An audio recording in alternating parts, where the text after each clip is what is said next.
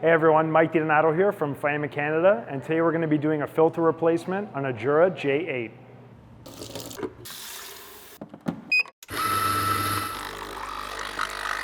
What you're going to need for this is a Jura Smart filter. They're sold individually or in packs of 3. Before starting this process, we always recommend pre-priming your new filter.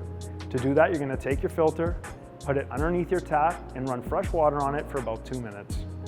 Now to start the actual process, you're going to select the gear on the bottom left corner and select change the filter.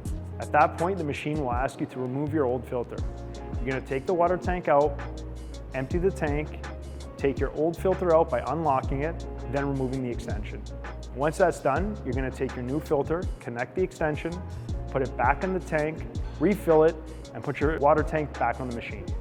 At that point, you're just going to watch the steps. The machine is going to go through the process. It's going to run fresh water from the tank through the filter into your tray, and you're done.